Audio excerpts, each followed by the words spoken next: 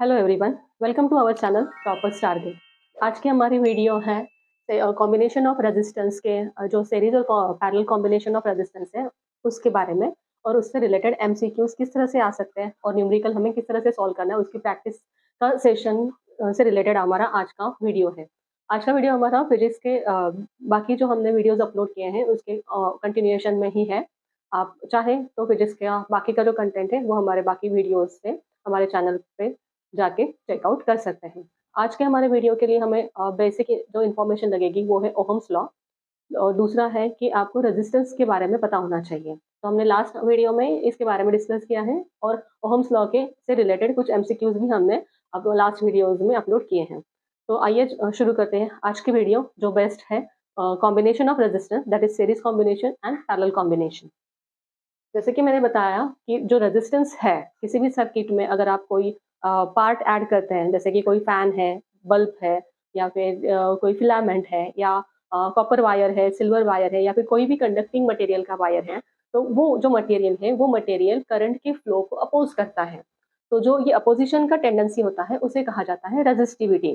तो जो अमाउंट है, जिस अमाउंट पे वो मटेरियल वो सब्सटेंस करंट के फ्लो को अपोज करेगा, तो वो जो क्वांटिटी है उसे कहा जाता है रेजिस्टेंस। तो रेजिस्टेंस इस तरह से डिनोट किया जाता है, और उसे हम लेटर आर की हेल्प से डिनोट करते हैं। तो R will be the our representative letter for the resistance. अब ये जो रेजिस्टेंस है ये हर एक मटेरियल का अलग अलग होता है, क्योंकि हर एक मटेरियल अलग अलग सब्सटेंसेस, अलग अलग एटम के अलग अलग कॉम्बिनेशन के हिसाब से बना होता है। तो उस हिसाब से उस मटेरियल का, उस सब्सटेंस का रेजिस्टेंस अलग होता है। अभी रेजिस्टेंस ये जो प्रॉपर्टी है, ये प्रॉपर्टी टेम्परेचर डिपेंडेंट है। अगर टेम्परेचर हम बढ़ाते हैं तो उस मटेरियल के अंदर के जो एटॉमिक अरेंजमेंट है या फिर एटम्स है, वो एटम्स उस इंक्रीज इन टेम्परेचर की वजह से उनका अरेंजमेंट बदल जाता है, उनका बिहेवियर बदल जाता है। उन एटम्स के सराउंडिंग जो एटमॉस्फेयर होगा, उस बॉन्डिंग जो होगी एटम टू एटम, वो सब चेंज हो जाता है। इसकी वजह से जो करंट जो करंट उसके थ्रू फ्लो हो रहा है उसके अपोजिशन में भी इफेक्ट आता है। इसका इन शॉर्ट मतलब ये है कि अगर आप टेम्परेचर वेरी करते हैं तो उस मटेरियल का रेजिस्टेंस भी वेरी होगा। तो ये हमने ओहम्स लॉ में भी कवर किया है कि ओहम्स लॉ कब वैलिड होता है। ओहम्स लॉ वैलिड तभी होता है जब टेम्परेचर हम कांस्टेंट रखते हैं और बाकी के जो फिजिकल पैरामीटर्स है वो भी हम कांस्टेंट रखते हैं।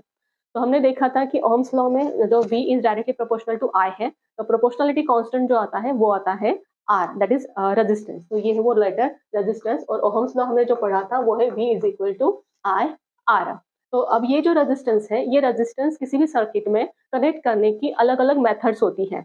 तो उसमें से कॉमनली या फिर हम उसको अगर उन मेथड्स को अगर हम समराइज करें तो हमें दिखाई देता है कि बेसिकली रेजिस्टेंस कनेक्ट करने के दो कॉम्बिनेशन है। उसमें एक कॉम्बिनेशन है जिसे कहा जाता है सीरीज कॉम्बिनेशन, और दूसरा कॉम्बिनेशन है जिसे कहा जाता है parallel combination. The word itself explains you what is the arrangement of the resistance in the circuit। जो ये वर्ड दिया है सीरीज, या फिर ये जो वर्ड है पैरेलल, वो आपको खुद से ही बता देता है कि वो रेजिस्टेंस उस सर्किट में किस तरह से कनेक्ट किया गया है। जैसे कि अगर ये सीरीज कॉम्बिनेशन है, तो अगर हमने कंसिडर किया कि हमारे पास रेजिस्टेंस है R1, R2, R3, R4, या फिर 5, 6, 7, 8, 9, 10 कितने भी हो सकते हैं।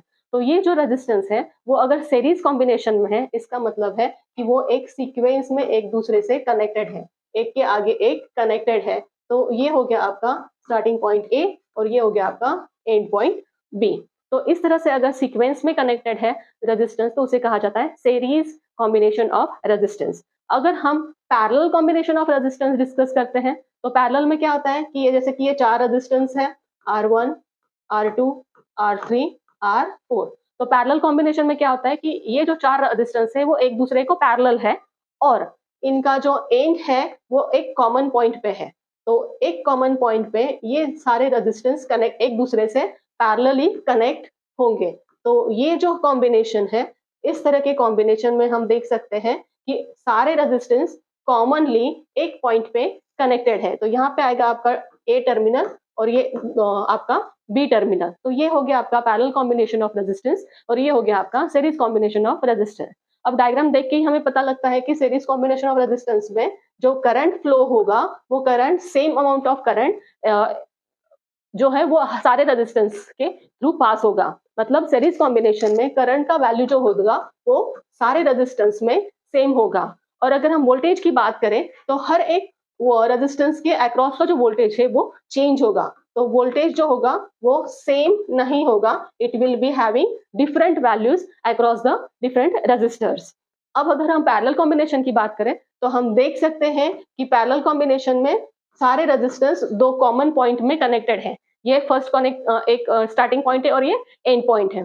तो इसके अक्रॉस का जो वोल्टेज है वो वोल्टेज यहाँ पे सेम रहेगा पैरेलल कॉम्बिनेशन में। और इसमें यहाँ से अगर आई करंट पास हो रहा है तो करंट डिवीजन रूल के अनुसार इस ब्रांच यहाँ आते ही इसकी 4 ब्रांचेस तैयार होती है। तो ये जो करंट है वो अपने आप को 4 ब्रांचेस में डिवाइड करेगा। दैट इज I1, यहाँ से पास होगा I2, यहाँ से होगा I3 और यहाँ से चला जाएगा I4। तो 4 रेजिस्टेंस के थ्रू ये 4 कंपोनेंट जो है इनिशियल करंट के वो चारों कंपोनेंट इसमें से पास होके भी इस जंक्शन पे आके फिर से रीयूनाइट होके आपको वापस आपका जो करंट है वो करंट मिलेगा। तो यहाँ हम देख सकते हैं कि I की वैल्यू क्या है, हर एक रजिस्टर के लिए सेम नहीं है। तो ये इंफॉर्मेशन जो है, ये बेसिक इंफॉर्मेशन आपको आ सकती है थेरोटिकल पॉइंट ऑफ व्यू में, थेरोटिकल एमसीक्यूज में ये आपको हेल्प करेगा। इसमें एक और पॉइंट आता है कि ये 4 जो रेजिस्टेंस है इनका इक्विवेलेंट रेजिस्टेंस कितना है, तो वो हमें कैलकुलेट करना पड़ता है ताकि हम सर्किट के बाकी के कैलकुलेशन कंप्लीट कर सकें। तो यहाँ पे इक्विवेलेंट रेजिस्टेंस जो है, ये इक्विवेलेंट रेजिस्टेंस को हम डिनोट करते हैं फॉर सीरीज के लिए RS। तो ये होता है सारे रेजिस्टेंस जो एक दूसरे से सीरीज में कनेक्टेड है उनकी समेशन। तो RS होगा R1 plus R2 plus R4 R3 plus R4।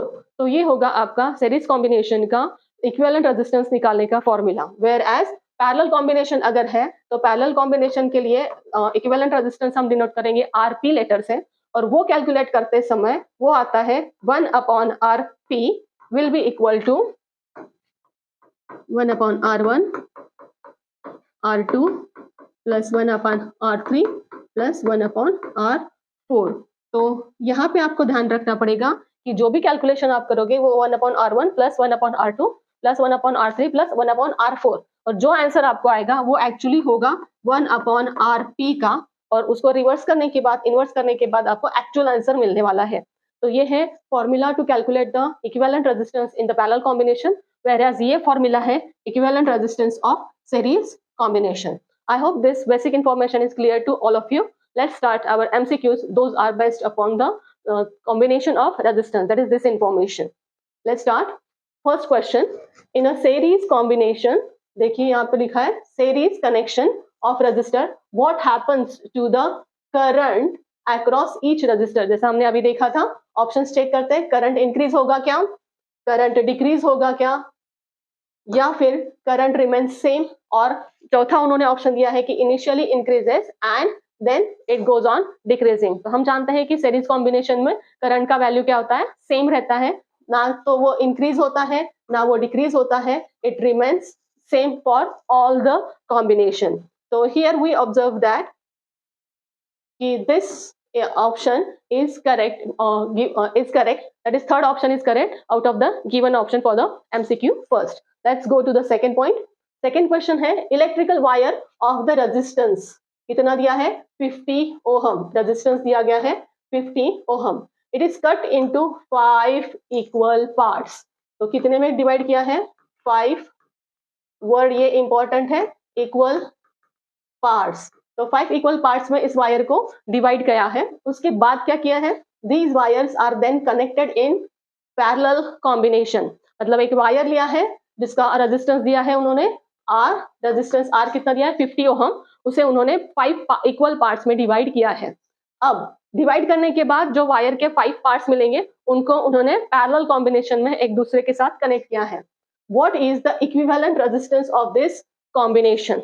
अब हमें पता है कि पैरेलल है, निकालना क्या है इक्विवेलेंट रेजिस्टेंस। तो फॉर्मूला क्या आता है 1 अपॉन RP, ये फॉर्मूला है 1 upon RP is equal to 1 upon R1 plus 1 upon R2। 5 parts है मतलब 5 लेंथ है या फिर 5 वायर्स है, तो यहाँ पे भी रेजिस्टेंस का कॉम्बिनेशन कितना आएगा R5। So this is 1 upon Rp is equal to 1 upon R1, R2, 1 upon R3, 1 upon R4 upon 1 upon R5. और ये जो आपने R1, R2, R3, R5 लिया है, ये एक एक पार्ट का है।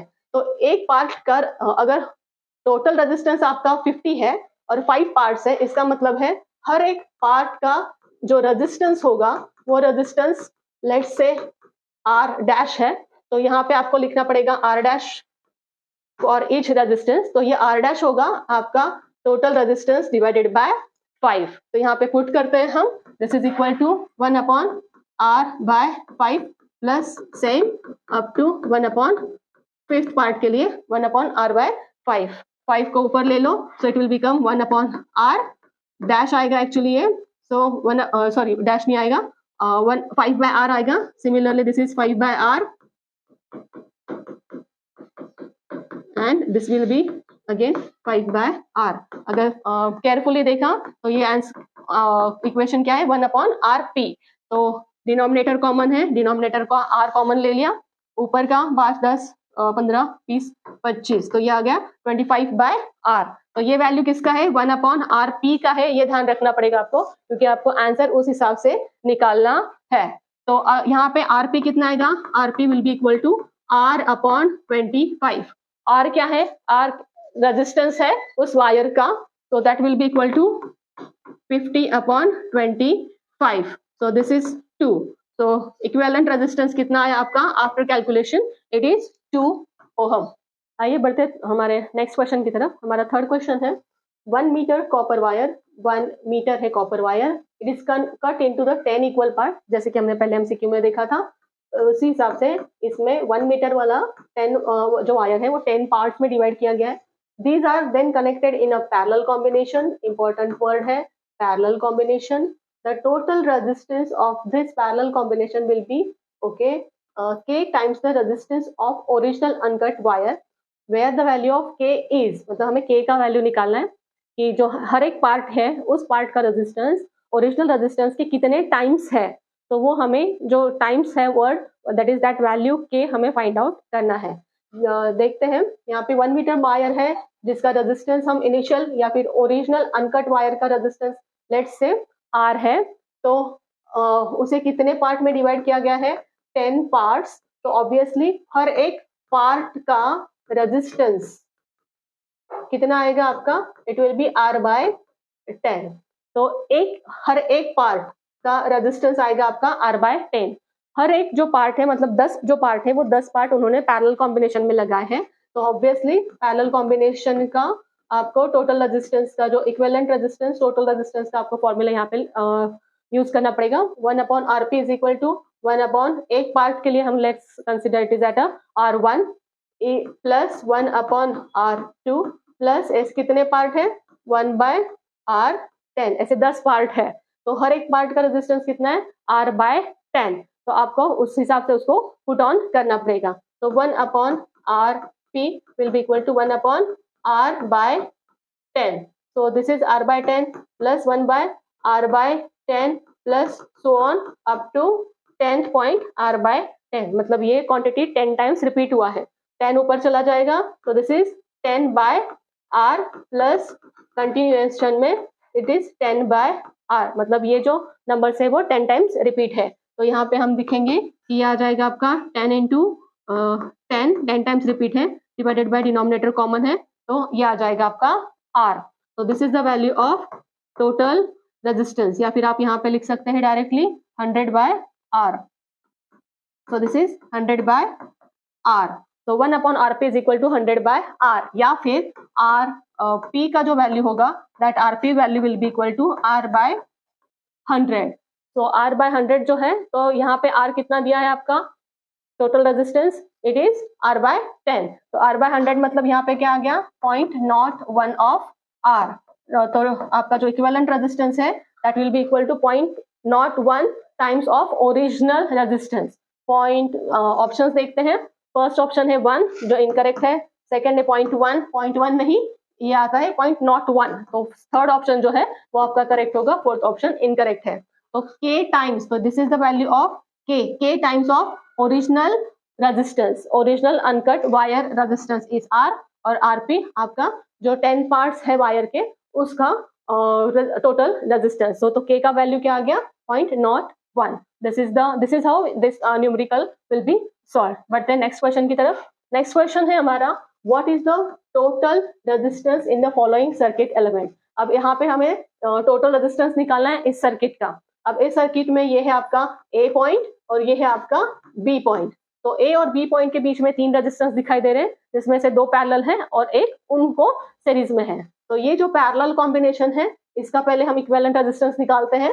तो पैरेलल कॉम्बिनेशन के लिए 1/Rp will be equal to 1 resistance this plus ये सेकेंड रेजिस्टेंस 1/R। सॉल्व करने के बाद ये कितना आएगा, this will be equal to R plus R upon R square, that is 2R। This is 2R upon R square, R एक cancel out होगा, so this is 2/R। 2/R की value क्या है 1 अपॉन RP। तो RP का value क्या आ गया आपका R/2, इजंट इट। तो ये R/2 अगर आपने ए दोनों की जगह पे पुट किया तो ए ये आएगा आपका RP is equal to R/2। ये है आपका फिर से सीरीज कॉम्बिनेशन R के साथ। तो ये है आपका ए पॉइंट और ये है आपका बी पॉइंट। तो ये आपका सेकेंड हो गया मॉडिफाइड सर्किट डायग्राम। अब यहाँ पे आप देख सकते हैं कि ये दोनों रेजिस्टेंस जो है फर्स्ट और सेकेंड ये दोनों सीरीज में है। तो यहाँ पे सीरीज का फॉर्मूला लगेगा RS। इसमें से पहला रेजिस्टेंस कितना है R/2 प्लस दूसरा रेजिस्टेंस है R। तो ये आएगा R plus 2R upon 2 that is 3R divided by 2। Option check out करते हैं कि जो सीरीज रेजिस्टेंस आ गया आपका 3R/2। तो ये जो टोटल सर्किट दिया गया है इस सर्किट का हमें रिजल्ट कितना मिला 3R/2। चेकआउट करते हैं ऑप्शंस। पहला है R/2 जो इनकरेक्ट है, तीसरा है 3R, नहीं ये भी नहीं, हमें क्या मिला है 3R/2। So 3R/2 is the correct option. 4R/3 नहीं आएगा। यहाँ पे आपको ध्यान क्या रखना पड़ेगा, पैरेलल कॉम्बिनेशन पहले सॉल्व कर लो और उसको फिर आगे का जो रेजिस्टेंस है उसके साथ सीरीज कॉम्बिनेशन का फॉर्मूला में पुट करके कैलकुलेशन करना है। तो करेक्ट आंसर है इस सर्किट डायग्राम के लिए 3R/2। बट नेक्स्ट क्वेश्चन की तरफ। हमारा नेक्स्ट क्वेश्चन है equivalent resistance between the point A and B in the circuit diagram will be equal to. अब जैसे कि हमने प्रीवियस MCQ देखा था उसमें बस R की वैल्यू थी, यहाँ पे स्पेसिफिकली उन्होंने नंबर दिया है।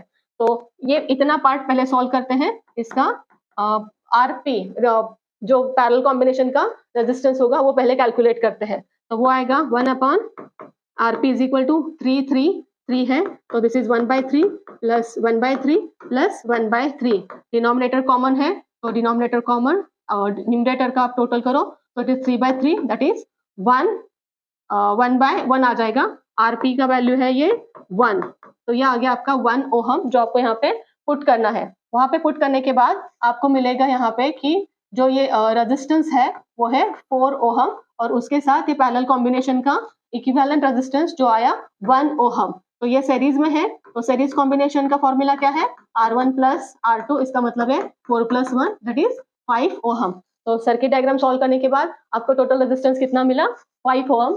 ऑप्शन चेक करो, पहला है 13 जो गलत है, 7 वो भी गलत है, उसके बाद उन्होंने दिया है 5 ohm that is correct answer as per our calculation, और 12 दिया है उन्होंने का चौथा ऑप्शन दैट वाज इनकरेक्ट। तो इस सर्किट डायग्राम के लिए टोटल रेजिस्टेंस है 5 ओहम। इसमें भी हमें क्या यूज करना पड़ा पैरेलल कॉम्बिनेशन और सीरीज कॉम्बिनेशन का दोनों का फॉर्मूला और उसके accordingly calculation. But then next question की तरफ।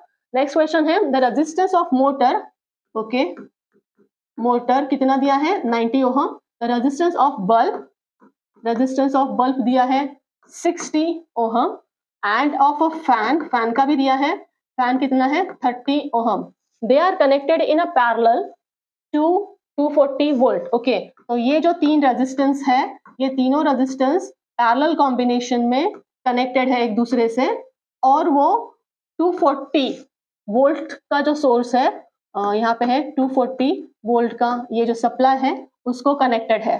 Find the total value approximately of the current flowing through this appliances. तो यहाँ पे आपको सॉल्व क्या करना है कि इसमें से कितना करंट पास होता है। तो वो फाइंड आउट करने के लिए पहले इसका इक्विवेलेंट रेजिस्टेंस निकालना पड़ेगा। तो पैरेलल कॉम्बिनेशन दिखाई दे रहा है, तो 1 upon RP will be equal to 1 upon motor का रेजिस्टेंस प्लस फैन का रेजिस्टेंस प्लस क्या है तीसरा बल्ब का रेजिस्टेंस वैल्यू पुट करने के बाद 1/90 प्लस 1/60 प्लस 1/30। तो ये सॉल्व करके देखो ये किस तरह से आता है। 30, 60, 90 3 से कर लो तो 10 से करो तो ओके 30 इंटू 2 इंटू 3 18 180। ओके हम इसका डिनोमिनेटर कॉमन कर सकते हैं। अगर हमें डिनोमिनेटर कॉमन करना है तो उसके लिए हमें यूज करना पड़ेगा 180। यहाँ पे 180 लाने के लिए मल्टीप्लाई बाय 2 करते हैं, डिवाइड बाय 2 करने के बाद आपको मिलेगा 2/180 which is equal to 1/90 plus 3 180 6 180। So we can rewrite these three parts into like this. So आपका ये डिनोमिनेटर बन गया common 180। It is 11/180. This is the value of 1/RP.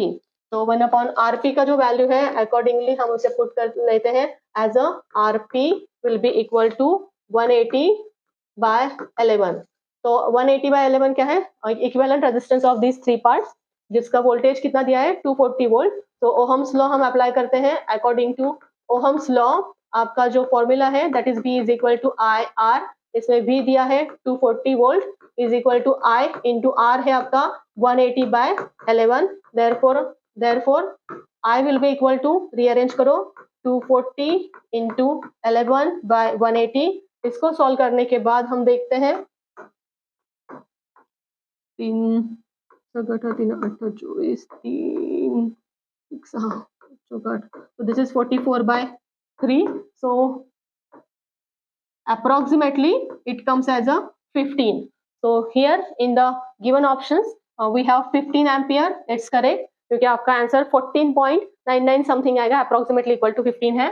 तो 10 भी नहीं है, 5 नहीं है, 12 नहीं है, तो अप्रोक्सीमेटली आपका आंसर कितना है 15 एम्पियर। तो इस हिसाब से आपको कैलकुलेशन करके, इसमें हमने क्या किया था, पैरेलल कॉम्बिनेशन का जो इक्विवेलेंट रेजिस्टेंस है उसे उस फॉर्मूला को यूज किया। लेकिन ध्यान में क्या रखना है, 1/RP का वैल्यू आता है, उसको रिवर्स करने के बाद ही आपको RP मिलेगा। उसे ओहम्स लॉ में पुट करके आपको करंट का वैल्यू मिल जाएगा which is 15 ampere for this numerical. But the next question की तरफ, नेक्स्ट क्वेश्चन है the 3 resistors of equal resistance R मतलब रेजिस्टेंस दिया है R are connected in series and then connected in parallel. What will be the series में पहले connect किया है और उसके बाद उन्होंने कनेक्ट किया है पैरेलल कॉम्बिनेशन में। What will be the ratio of equivalent resistance in series and parallel combination? तो रेजिस्टेंस कितने दिए हैं 3। तो R R R, क्योंकि ये इक्वल रेजिस्टेंस है तो हमने R की वैल्यू कैलकुलेट की, उसका कंसिडर किया है। तो ये इक्वल रेजिस्टेंस है R R R, जो पहले सीरीज कॉम्बिनेशन में कनेक्ट किया था।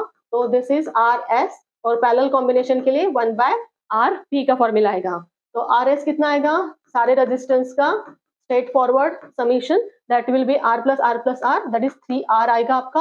और RP कितना आएगा 1/R, 3 टाइम्स 1/R और ये 1/R, ये आ जाएगा आपका पैरेलल कॉम्बिनेशन का कैलकुलेशन। तो ये आएगा आपका डिनोमिनेटर कॉमन है R है, तो ऊपर आ गया आपका 3/R। तो उन्होंने क्या पूछा है, सीरीज और पैरेलल का रेशो कितना है। तो इसका रेशो सॉरी यहाँ पे पहले हमें RP का वैल्यू निकालना पड़ेगा। RP का वैल्यू कितना होगा R/3। अब हमें लेना है सीरीज और पैरेलल का रेशो। तो लेते हैं हम series, that is equation number 1, और ये parallel equation number 2। 1 divided by अगर 2 करते हो आप तो RS अपॉन RP आएगा एक साइड पे, दूसरे साइड पे देखो 3R डिवाइडेड बाय क्या आएगा R/3। तो ये 3 ऊपर चला जाएगा, it will be 9R/R, R cancel out होगा तो it will be 9/1। This is the value of RS/RP। मतलब series resistance as to parallel resistance अगर लिया हमने तो हमारा रेशो आएगा 9:1। Check out the options. Option में 9:1 2 टाइम्स है, यहाँ पे है 1:9, दूसरा है 9:1। तो हमने कैलकुलेट करके देखा है, करेक्ट आंसर क्या है 9:1। तो 9:1 इज करेक्ट आंसर, बाकी के ऑप्शंस इनकरेक्ट है। तो इस हिसाब से आपको कैलकुलेशन करना है। जो आपको बताया गया है एमसीक्यू में उसके हर एक वर्ड पे आपको ध्यान देना है। तो ही आपको हेल्प मिलेगी वो करेक्टली सॉल्व करने के लिए। बढ़ते हैं नेक्स्ट क्वेश्चन की तरफ। हमारा 8th क्वेश्चन है, find the value of current across the both resistors in this circuit. तो ये सर्किट में 4 ओहम पैरेलल में है, तो चलो पैरेलल का हम कॉम्बिनेशन का फॉर्मूला यूज करते हैं। It is 1/4 plus 1/4 that is 2/4 that is 1/2। तो आपका आरपी आएगा आपका, it will be equal to 2 ohm. तो 2 ओहम इसका रिजल्टेंट 2 ओहम इसका इक्विवेलेंट रेजिस्टेंस है, तो जिसमें से 2 वोल्ट आपने अप्लाई किया है। तो वोल्टेज अगर आपके पास है तो Ohm's law V is equal to IR, voltage है 2 वोल्ट, करंट हमें निकालना है और करंट है आपका 2 ओहम। तो I का वैल्यू आ जाता है आपका 1, तो I का वैल्यू आ गया आपका 1 एम्पियर। 1 एम्पियर करंट यहाँ पे होगा, this is the 1 ampere current. और ये 1 एम्पियर करंट जो है, ये 1 एम्पियर करंट 2 ब्रांच में डिवाइड होगा, पहला रेजिस्टेंस और दूसरा रेजिस्टेंस। तो पहले रेजिस्टेंस से कितना करंट पास होगा, उसके लिए पहले रेजिस्टेंस को हम या फिर सेकेंड रेजिस्टेंस, फर्स्ट रेजिस्टेंस, दोनों भी सेम ही है, तो फर्स्ट रेजिस्टेंस को हम अगर वो ओहम्स लॉ अप्लाई करते हैं तो according to the Ohm's law V is equal to I, R होगा, वोल्टेज है 2 वोल्ट आपने अप्लाई किया है, इज इक्वल टू करंट हमें निकालना है और रेजिस्टेंस कितना है 4। तो आप अगर यहाँ पे I का वैल्यू लेते हो तो I का value it is 2/4 directly 1/2 it is equal to 0.5। so this is the value of 0.5 ampere, it is the value of current which is flowing through the resistors, 2 resistors। तो आप इस तरह से भी उसको कैलकुलेट करो, करंट आ जाएगा यहाँ पे 1 एम्पियर और वो 2 इक्वल ब्रांच में डिवाइड होगा, क्योंकि दोनों ब्रांच में सेम रेजिस्टेंस है। इसको हम 1 को आप डिवाइड करोगे 2 से, 2 ब्रांच में डिवाइड हुआ इसलिए वो 0.5 ही हो जाएगा। या फिर आप स्ट्रेट फॉरवर्ड ओहम्स का लॉ अप्लाई करो कि R 4 ओहम आपको रेजिस्टेंस दिया है और वोल्टेज 2 ओहम है, तो आप स्ट्रेट फॉरवर्ड कैलकुलेशन करोगे तो उस कैलकुलेशन से भी आपका आंसर आएगा 0.5 एम्पियर। तो यहाँ पे आंसर ऑप्शन चेकआउट करते हैं, 0.5 एम्पियर पहला ही ऑप्शन करेक्ट है। 1 एम्पियर ये टोटल करंट है, लेकिन एक रजिस्टर से पास होने वाला नहीं है, हमें चाहिए कि बोथ रजिस्टेंस में से कितना करंट जाएगा। तो बोथ में से 1 तो नहीं जाएगा, बोथ में से जाएगा 0.5 एम्पियर। तो ये ट्रिकी क्वेश्चन है, यहाँ पे आप जल्दबाजी में 1 एम्पियर चेकआउट कर सकते हो, 1 एम्पियर सिलेक्ट कर लोगे, और आपको ध्यान रखना है कि 1 एम्पियर ये टोटल करंट यहाँ पे उसके जंक्शन पे आता है और जंक्शन से 2 ब्रांच निकलती है, जो 2 ब्रांच में इक्वल रेजिस्टेंस है, इसलिए वो इक्वली डिवाइड होता है दोनों ब्रांच में। तो 0.5 is correct answer, other options are incorrect. तो this is how you need to solve the MCQ। बढ़ते हैं नेक्स्ट क्वेश्चन की तरफ। हमारा नेक्स्ट क्वेश्चन है कि 3 रेजिस्टेंस दिए गए हैं, कितना 80, 120 और 240, कनेक्टेड इन कौन से कॉम्बिनेशन में, पैरेलल। 12 वोल्ट का बैटरी दिया है, 12 वोल्ट का battery is connected across the combination of resistance, find the current drawn from the battery. तो हमें निकालना है 12 वोल्ट, I का वैल्यु कितना होगा। 3 रेजिस्टेंस है, पैरेलल में है, इसका मतलब है 1/RP will be equal to, resistance का वैल्यू डायरेक्टली डालती हूँ, 1/80, 1/20 और 1/240। तो इसका आपको कॉमन डिनोमिनेटर बनाने के लिए चेकआउट करो कैसे निकालोगे आप इसको, 120 और 240, 2 12 120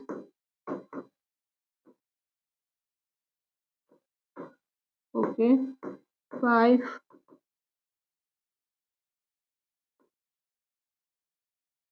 okay 5 of 20 80 80 80 160 160 into 3 into 6 160 0 into 6। Okay, calculation करने के बाद आपको मिलेगा यहाँ पे डिनोमिनेटर 480। तो ये 480 यहाँ पे लाने के लिए आपको मल्टीप्लाई करना पड़ेगा हर एक पैरामीटर को, 480 लाने के लिए आपको मल्टीप्लाई करके आपको न्यूमरेटर यहाँ पे कैलकुलेट करना पड़ेगा। ये न्यूमरेटर आएगा आपका 6 + 4 + 12। तो एडिशन करने के बाद आपका नंबर यहाँ पे आ जाता है, इट इज इक्वल टू 40। तो दिस इज इक्वल टू 1/40। तो पैरेलल कॉम्बिनेशन का इक्वल रेजिस्टेंस आएगा आपका 40 ओहम। ये 40 ओहम आपको यूटिलाइज करना है इन द सर्किट डायग्राम, जहाँ पे आपने वोल्टेज अप्लाई किया है 12 वोल्ट। ये 12 वोल्ट के लिए आप रेजिस्टेंस कितना लेंगे, 40 ओहम। तो यहाँ पे आपका आएगा according to Ohm's law V is equal to IR। V है आपका 12 वोल्ट और करंट का वैल्यू आपको निकालना है, रेजिस्टेंस है 40, तो I will be equal to 40/12। So take out the option. There is one mistake here, this is equal to I will be equal to 12, I will be equal to 12/40, so I का value आएगा आपका 0.3 ampere. So this answer is correct. So take out the options. These according to these options, 0.3 ampere, it is the first option, and that first option is 0.3 ampere, which is correct as per our calculation.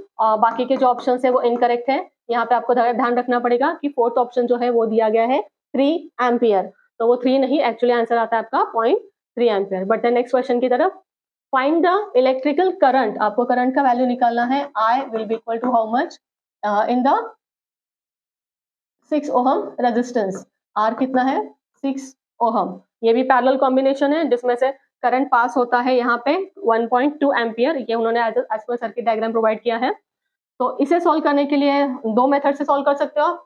Regularly आप parallel combination का equivalent resistance निकालो, फिर आपका current का value मिल जाएगा आपको, वापस आप 6 ओहम के लिए अप्लाई करो ओहम्स लॉ और कैलकुलेशन करो। या फिर आप ये भी ध्यान रख सकते हो कि ये जो दो पॉइंट है इनके बीच का जो वोल्टेज है वो वोल्टेज सेम रहेगा, मतलब potential difference across 6 ohm will be equal to potential difference across 4 ohm. तो पोटेंशियल डिफरेंस क्या होता है, voltage across 6 ohm will be equal to the voltage across 4 ohm, और ये वोल्टेज का फॉर्मूला क्या है, V is equal to IR।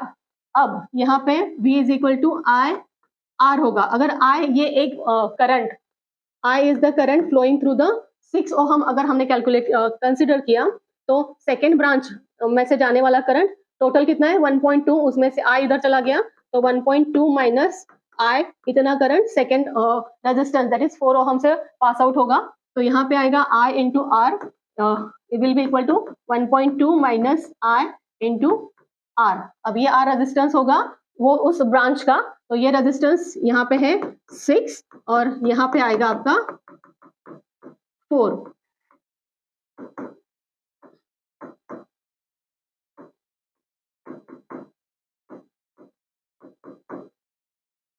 Here this is 10 ampere equal to 4.8, so current I will be equal to 4.8 upon 10, so it is 0.48। तो current कितना आ गया आपका 0.48। so out of the given options 0.48 it is the correct option। यहाँ पे आपको ध्यान क्या रखना पड़ेगा कि रीअरेंज करते वक्त आपका गड़बड़ी में मिस्टेक ना हो, जैसे कि अभी हमने किया था 4i इधर आने के बाद एडिशन होना चाहिए था, हमने माइनस कर दिया था। तो करेक्टली अगर कैलकुलेशन करोगे, केयरफुली करेंगे तो आपको करेक्ट आंसर मिल जाएगा। सो this is 0.48 for the 6 ohm resistance. तो यहाँ से पास होने वाला करंट I था, इसका मतलब I का वैल्यू हमें 0.48 मिला। अगर इस न्यूमेरिकल में पूछा जाता कि 4 ओहम का रेजिस्टेंस के थ्रू कितना करंट जाएगा, तो I का वैल्यू आपने निकाला 0.48, टोटल कितना है 1.2, तो 4 ओहम इस रेजिस्टेंस से फ्लो होने वाला जो करंट है वो कितना होगा 1.2 माइनस आपने जो निकाला था 0.48, जो भी आंसर आएगा वो आंसर होगा 4 ओहम से पास होने वाला करंट। तो इस हिसाब से आपको पैरेलल कॉम्बिनेशन ध्यान में रखना है, साथ में आपको उस पैरेलल कॉम्बिनेशन के जंक्शन पॉइंट पे कितना करंट आ रहा है और कितना करंट जा रहा है वो आपको वैल्यू चेकआउट करके कैलकुलेशन करके प्रॉपर आंसर चेकआउट करना है। तो ये थे कुछ न्यूमेरिकल्स और कुछ theoretical questions related to the series combination and the parallel combination of resistance। तो ये जो questions हैं, ये questions का कैलकुलेशन करते वक्त आपको RS series combination और parallel combination का जो फॉर्मूला है RS और RP का, वो फॉर्मूला आपको हेल्प करेगा। साथ में ही आपको उसमें Ohm's law that is V is equal to IR apply करना पड़ेगा और कैलकुलेट करना पड़ेगा कि रेजिस्टेंस कितना है, वोल्टेज कितना है या फिर करंट कितना है। ध्यान आपको रखना है कि आप को जो क्वेश्चन दिया गया है, जो MCQ दिया गया है, उसमें क्या सिचुएशन डिस्क्राइब की है, उस हिसाब से आपका कैलकुलेशन मोल्ड होगा। तो आशा करते हैं कि ये वाला जो सीरीज है, ये वाला जो वीडियो है, ये वीडियो आपको इस तरह के न्यूमेरिकल सॉल्व करने के लिए हेल्प करेगा। तो अगर आपको हमारा वीडियो अच्छा लगा है तो इसे लाइक कीजिए, अपने फ्रेंड्स के साथ शेयर कीजिए और हमारे साथ जुड़े रहने के लिए हमारे चैनल को सब्सक्राइब कीजिए। Thank you very much for being with us. All the best.